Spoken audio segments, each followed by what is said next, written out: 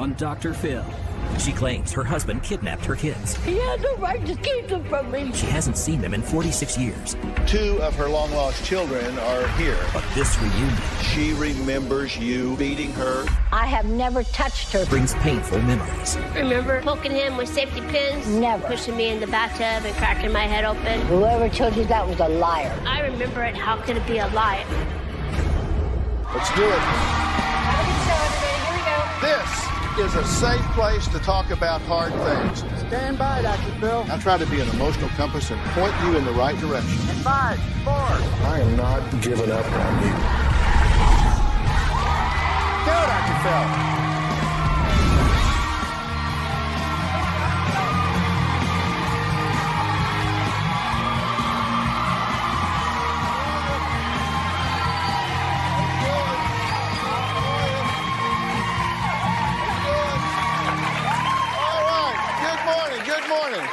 All right, today we are getting to the bottom of a decades-old family mystery. Now, this is Dotie, her husband Bill, and her 3 children, Tommy, Teresa, and Tim. Now, they seem like a loving family, right? But 45 years ago, Dotie disappeared. The children always wondered what happened to their mom, obviously, right? Did she abandon them? Did she die? What happened to them? Well, it turns out that Dotie really didn't disappear at all. She still exists. In fact, she says her ex-husband kidnapped her children, and she has spent her entire life searching for them. Now, she recently enlisted the help of my good friend, Troy Dunn, also known as the locator, to help find her missing children. What Dotie doesn't know, and I'm going to let you guys in on, is that Troy has found all 3 kids. All right? Now, 2 of them are here today. Teresa is here, and her younger brother, Timmy, is here. But Teresa's memories of Mom, well, they're just not what you might think. My life with my mother was horrible. My mother was a very angry woman. She never smiled. She was mean. She abused me and my 2 brothers. So, if that's true, what kind of reunion is this going to be? Well, Dotie is still in her dressing room. She hasn't been listening or watching. She has no idea that her children have been found. She has no idea that her children are here. But before we meet anyone in this story, I want to hear Dotie's version of this decades-old mystery. Take a look. Bill and I had 3 children. My children were my life. I loved them. The abuse started 6 months into the marriage. If I didn't have supper on the table at 6 p.m., I got knocked around. He kicked me in my stomach when I was 6 months pregnant. He broke my elbow, he broke my wrist and my thumb. One time I was ironing his shirt and he yanked the iron out of the wall and threw it at me. Split my head open. Another time he tried to kill me with a gun. He took out a service revolver and shot me. I have the scar on my arm right here. I had to get out of the situation. When I filed for divorce, I agreed to joint custody. The last day I saw my kids was Thanksgiving of 69. Bill was supposed to pick him up at 2 o'clock. He never returned them. I never saw my kids again. As the days went by, I came to the conclusion that he's left the state. My kids were my life. There isn't a day or a night that goes by that I don't think and wish I knew. And I just hope that somewhere out there, somebody knows. Now, when we tracked down Tim and Teresa, 2 of Dotie's children, they had a very different recollection of their childhood. Take a look. My life with my mother was horrible. She abused me. She abused my brothers in several different ways. My mother fed me bourbon balls and pushed me into the bathtub and cracked my head open. My father had to take me to the emergency room to have stitches put in. I don't remember my mom ever abusing us. I remember what I was told. She used to poke safety pins through my little brother's skin. He's got scars from changing his diaper. My older brother, she nearly drowned him in the bathroom sink. She strapped him on his potty chair and locked him in a closet. She was kind of portrayed to me as crazy, abusive. I was told that she had gone crazy and was in an asylum. The last time that I saw my mother, I was 5 or 6 years old. I remember when I was 5, an officer asking me who I wanted to live with, my father or my mother, and I told them my father because my mother was mean to me. I was 3 when my parents got divorced, so I think my dad did everything in his power to keep the 3 kids with him. There was something that he must not have liked about her, and he moved us out of the situation. Years later, when I went back to visit my grandmother, I said, whatever happened to my mom? And she was like, didn't you know that your daddy kidnapped you from your mother? Your mom was crazy, and she didn't care about you. You're with your dad now, and your dad loves you and is going to take care of you. My dad was a good dad. I loved him very much. My mom was always portrayed to me as a villain. So she's always been a villain in my mind. Okay, it's good to meet y'all. I mean, this is obviously a very important day. You know that we have found your mother. What she doesn't know that we found you. She doesn't know that you're here.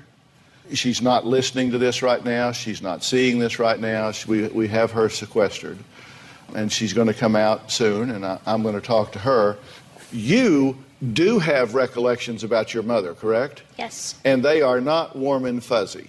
No, she abused me. She abused my 2 brothers. And when you say she abused you, what did she do that you recall? She pushed me in the bathtub. I cracked my head open. My dad took me to the emergency room to get stitches. Could it have been an accident? I don't think so. You remember it as being a violent mean. sort of thing. She was a very mean woman. She never smiled, never laughed. You said that your brother had scars. He has scars on his side from the safety pins. Remember that. I used to push her out of the way to change his pants. I'm only 2 years older than he is. Because I didn't want to hear him scream every time she'd change his diaper. And you don't remember this, but you do have the scars. Correct. How do y'all feel about being here today? I don't hold a grudge against her. She is my mother. I gotta let go of what has happened and learn to like her, possibly love her. Even though you recall her being mean and vicious to you and your 2 brothers. I can't get to the top if I don't let go. Look, I want to talk to Doie alone. I want to get her side of the story. Again, she has no idea at this point that 2 of her long-lost children are even here. And so I'm going to ask Teresa and Tim to wait backstage where they will be allowed to listen to what Doie has to say. I'm not going to let you see her. Okay. Because I want you to do that for the first time here. But I do want you to have opportunity to listen to her and see what story she tells so you can respond to it when you come out, and then we're going to all get together and try to get to the bottom of this, okay? Sounds good. Are you ready to do that? Absolutely. Yep. All right, good deal. So in a few minutes, as I said, Troy Dunn is here, and he's going to bring Doie out right after the break.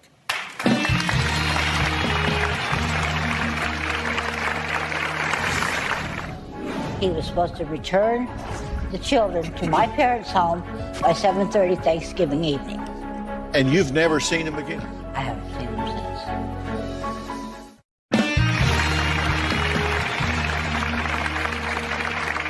For 45 years, Doie has been searching for her 3 children who she says were kidnapped by her abusive ex-husband, Bill. Now, she says he abused her, not them. She says she has tried everything to find her missing children, but just simply didn't have any luck. Now, Dotie recently enlisted the help of Troy Dunn. Now, you guys may know Troy as the locator, and she wanted to see if he could find some answers. Take a look. Have you ever wondered if they have ever looked for you, and if not, why not? I have no idea. Unless they were told that I was dead when they were young. It's very possible that they may not know the same version of what happened. I would say there's a handful of people who would know, which would be everyone who was related to your ex-husband. So for an entire family to collectively make a decision to hide children from their mother is an unusual scenario. It took a lot of work, I'm sure. So your belief is that your ex-husband Bill took to his grave the location of your children? Yes, I do. In all of the 45 years, has there been a time where you stopped looking for your children? Never. They're mine. I was supposed to protect them, and I lost them. Do you really want a relationship with these children? I want them in my life if they want to be in my life. Well, 45 years is a very, very long time. It'll be one of the oldest cases that I've worked on. Okay, well, I'm here with Dotie and Troy. 45 years, that's a big gap to try to fill in, right? That is an almost impossible gap. I mean, when you talk about a search that's 45 years old, you're talking about something that predates all technology that we have today. Exactly. It predates the memories of almost anyone that would have ever been involved. So let me find out what happened, because I think this is very important if this is going to come to any kind of fruition. We're talking 1969. Yes. And it's Thanksgiving, right? Yes. And you've never seen him again? I haven't seen him since. You think it's just a routine drop-off to their father? It was supposed to be his first legal holiday visitation. So this was the first time? The first time. And when did you realize they weren't coming back? What happened? Well, I had to go to work. For many, many years, I've been a nurse. He was supposed to return the children to my parents' home by 7:30 Thanksgiving evening. Did you call the police? I called the police. I went to the grandparents' residence, and I went up to the door with the police officer, and she said that they weren't there, they hadn't been there, she didn't know where they were, and quit bothering her. I had to wait till Monday to call my attorney because he was off on the weekend. Well, wait a minute. This is Thursday because it's Thanksgiving. Thanksgiving Day. And so Thursday to Friday, Friday to Saturday, Saturday to Sunday, Sunday to Monday, these like long weekend here, 4 days. Right. You don't do anything? The police contacted both my attorneys. My attorney called me and said that there wasn't anything he could do till Monday. He couldn't even get a hold of my ex's attorney. And so there wasn't anything we could do. And what about the police, though? The police couldn't do anything either. They could not step in because it was a domestic thing, and they didn't get involved in those days. Okay, but did you file a missing persons report? I did, and they said that it wouldn't do any good till after 72 hours. So you're just in a vacuum. That's right. Did you drive around and look? Did you go back over to the house? I went back to his parents' house. I went and knocked on the door, and they said if I didn't leave them alone, they would call the police. I told them, go ahead. I wasn't hiding. I had never hidden. Because I'm just, this was 1969. That's right. And I remember 1969. I was 19. At the time. We're the same age then because I was 19 at the time also. Or well, I was like 23, I guess. I was 19 when I got married. So, you're not a young man, I know. But you don't look old. Well, I think your math is way to hell off. He shot you with a gun? Yes, he did. Why did he do that? He was angry because I was putting the wrong clothes out that he was supposed to wear that night to work.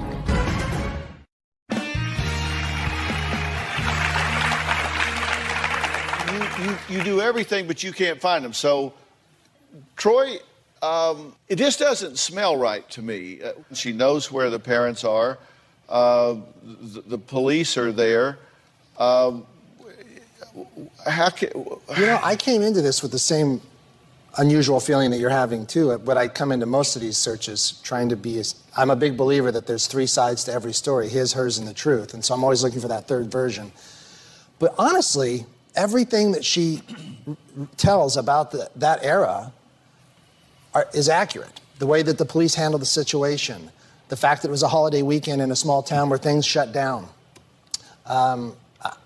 I think, and I told her this when we met, I would have had a tent and a chair and a cold beverage set up on the front yard of the house and said, well, I'm not freaking leaving here until somebody tells me where my kids are.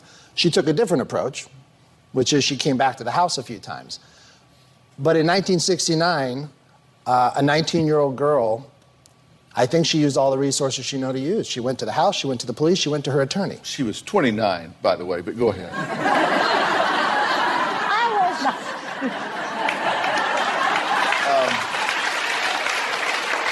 Go ahead.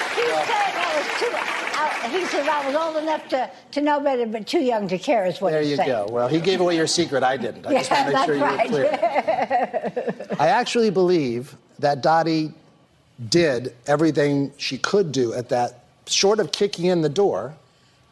I think she did all she knew to do at that point in her life. 45 years have passed here. It just... Have you continued to look? I was just going to say, it doesn't mean I stopped looking. Yeah. You did keep looking? Always. I mean, was this an everyday thing, and every week thing, and every month thing? Every single day that I could take off work, Did you find him? No. Did he change his name? I have no idea. How long were y'all married? 9.5 years. Okay, so you knew his Social Security number, you had records? I have no idea what his Social Security number was because he kept it hidden, and every time he'd change clothes, he'd make sure that all his personal stuff was in another area so I didn't see it. Yeah. He shot you with a gun? Yes, he did. If I mess up my jacket, they'll get mad. Well, no, you do. You do have a scar there. Yeah, there's a scar on my something arm. happened to your arm there, no doubt about it. Why did he do that? Because he was angry because I was putting the wrong clothes out that he was supposed to wear that night to work. Are you ever going to give up till you find these kids? Never. Why is it so important to you? They're after all mine. these... He has a right to take them. And keep them from me. I feel that I let them down because I didn't protect them from their father.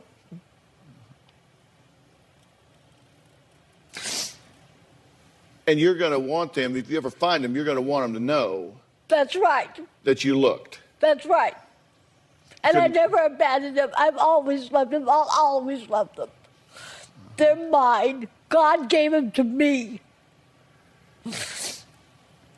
Do you think he gave them a good life? I have no idea. I have no idea. I have no clue. If he treated me the way he treated me, which he did, I'm not lying about that. I couldn't lie about that. How do I know how he treated his own children? All right, well, let's take a break. Coming up, Troy has some information for Dottie about her kids, but it just may not be what she thinks. We're going to find out more when we come back. And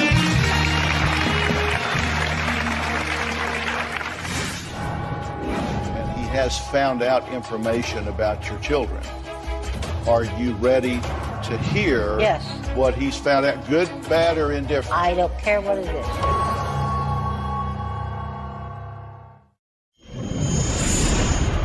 My second husband was an angel from God.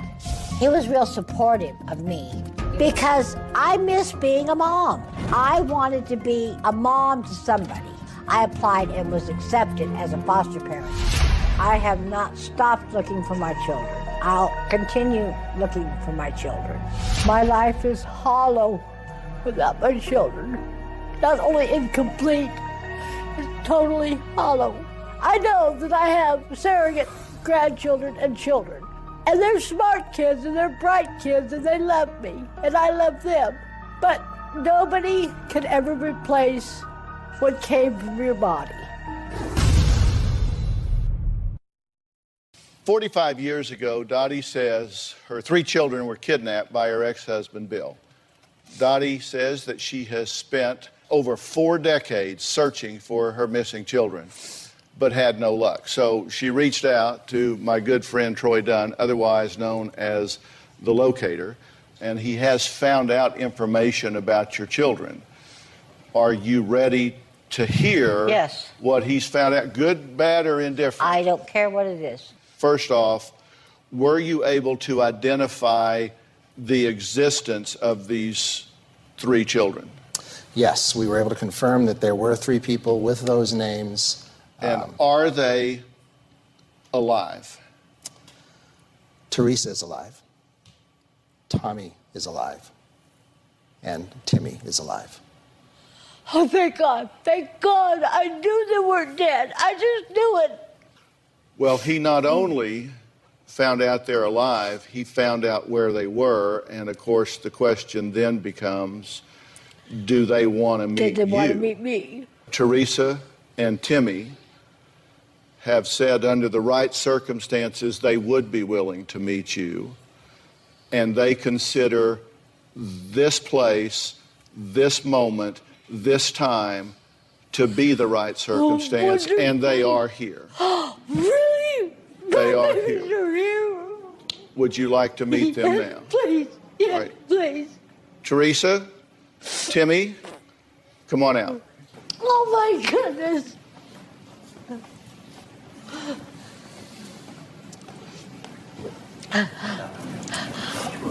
Timmy. Oh, my goodness.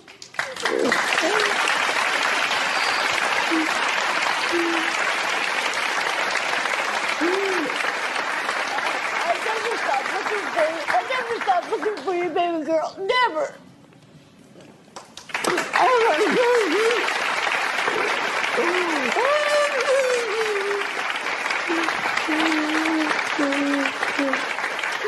I never even find you. I had no idea where you were, what you looked like, who you were living with. I thought maybe he even adopted you out.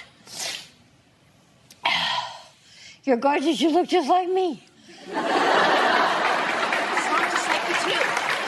Sound just like me too? I sound like you. Your voice is just like mine. Yes, it is. Oh my goodness, we even got the same glasses on. And same color eyes. I know. Oh my goodness, my baby girl. I will say before we talk to these folks that your oldest does want to meet you, but he was a little overwhelmed by this environment and doesn't want to do it here, but is willing to talk with you. Correct, Troy? Yep, that is exactly right. I want to ask 3 questions. Okay. Are you married? Yes. Well, I'm divorced now. Been there, done 2 that. kids. You have 2 kids, boys or girls? 1 boy, 1 girl. How old? My son's 20, my daughter's 18. Wow, I'm a grandma, a real legal grandma. Yeah. And you They want to meet you. Oh, wonderful. I want to meet them too. No kids. No kids. No, I'm gay. Are you really? Yeah.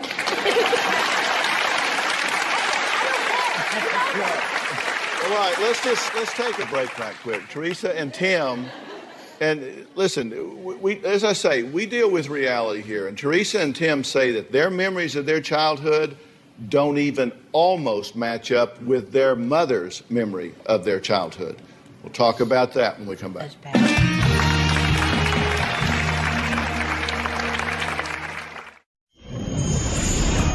I did think she was dead because nobody has heard from her. Of course, I haven't contacted her either or tried to look for her or locate her or anything. I do wonder why now. Why, after all these years, does she want to make contact with me? I'm 50 years old. I have not seen or talked to the woman in 45 years. That's a long time to go without talking to somebody. I am full of questions.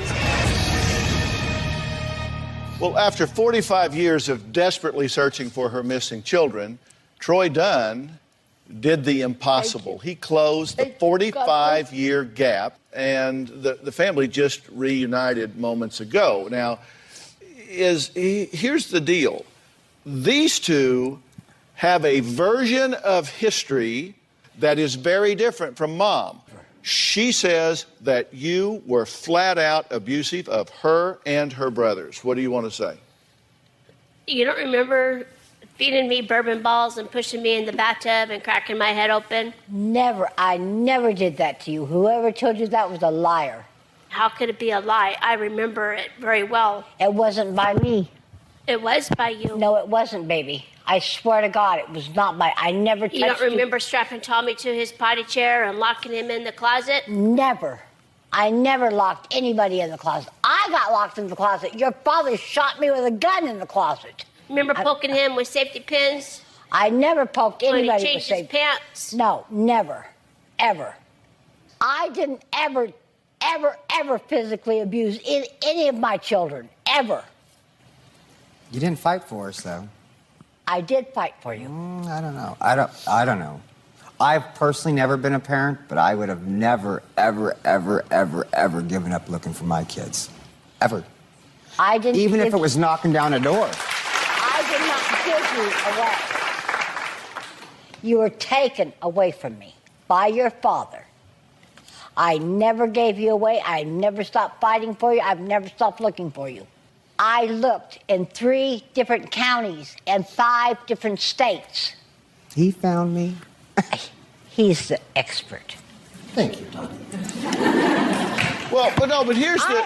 Listen, this is a relevant question. What he's saying is you didn't know where they had been taken. That's right. But their names didn't change. They were registered in the school system.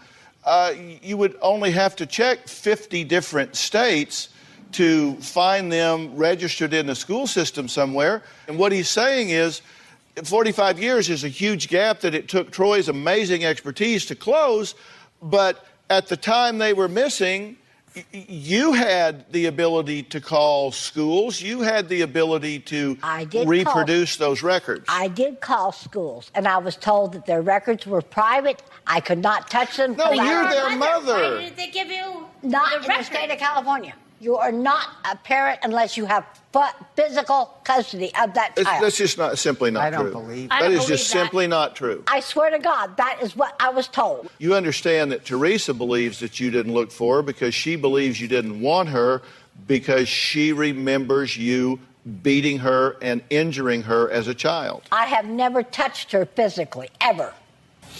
You know, there have been, Dr. Phil, a few pieces of information that have surfaced that kind of, I would imagine, for you two would cause you some concern that maybe what you were told wasn't completely accurate. Sure. I mean, I believe, Tim, you told me that you have vivid memories of your mother coming to the house, knocking on the door, and your grandmother telling you children, it's your mom, go hide under the bed. Correct. Is that true? That's correct. Well, that seems like a mom that was trying in some way to find you. And it seems like somebody trying to hide you, doesn't it? I mean, I don't ever tell my children to hide under the bed. It does. I mean, I think it was probably something that my dad did to protect us, because in his mind, or what we were told throughout our life, was that Dotie, and see, I've always known her as Dorothy, was abusive. But the point he's making is not whether there was a reason to hide you. Correct. The point he's making is it does validate the fact that she was banging on the door looking for you time and time again. Correct. And you say, why weren't you looking for us? Even your captors, which we now know were your captors, were telling you, go hide, she's here again. Correct. Looking for you. The question is, what do these folks do now? Obviously, there are issues in the air. Are they too big to overcome? We'll be right back.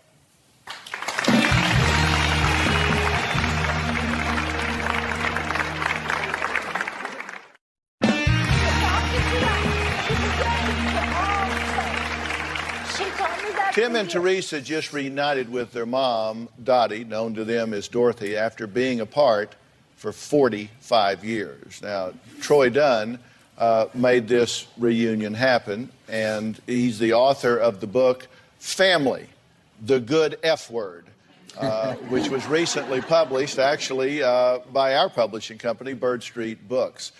I heard you say you have no doubt that these things did took place, whether she's in denial about them or not. You know them to be true. You think she's not being straight with herself and or you.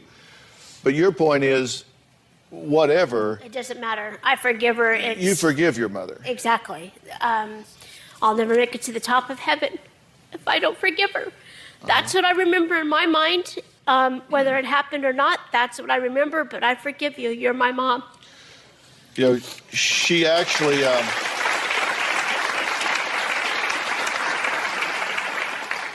she actually held on to some of the toys that you played with at the time. I don't believe I ever played with these. You used to carry a little Doie in your pockets everywhere. Do you... and that I remember my little Dolly. You do remember this? Oh, yes, absolutely. 45 years. Yep. Your mother has held on to that doll. Yep. That all by itself has to say something to you. Well, of course. Tim, are you opening to exploring having some level of relationship with your mother? Oh, most definitely. Yes. And Teresa, you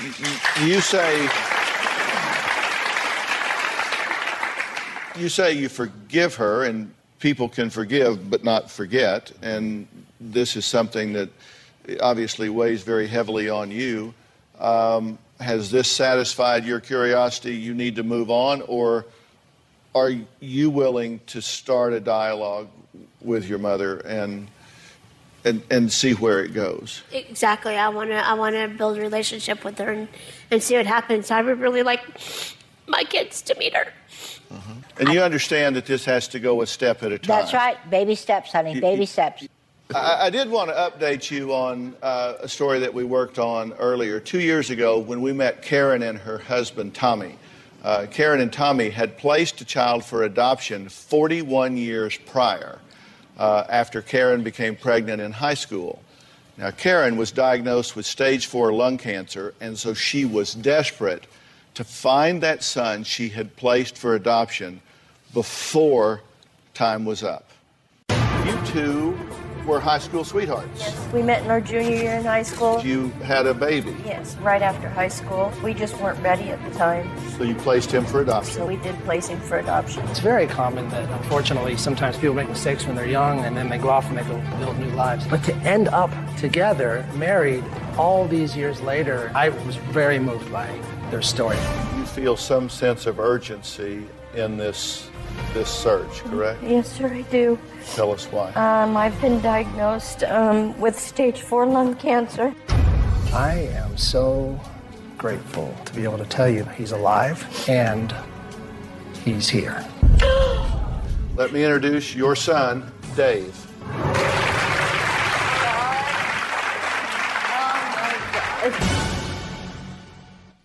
So, what happened after the show? Well, we caught up with both Karen and Tommy. Take a look. Hi, we're Tom and Karen.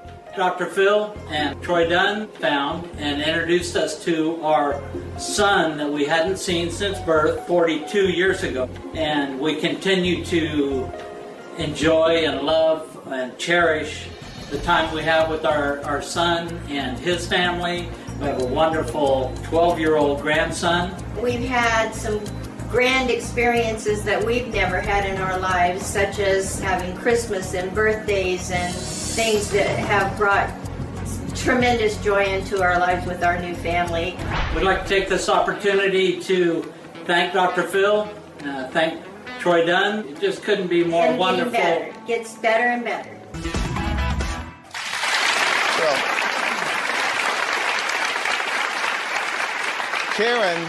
Karen is still battling cancer, but she is defying doctors' expectations. We will wish them all of the best. Now, definitely. Switching gears. Coming up, an embarrassing body issue affecting millions of women and what you can do to manage it. I've said I'm going to answer y'all's questions when you send them in, so I'm getting ready to answer one of your questions. We'll be right back.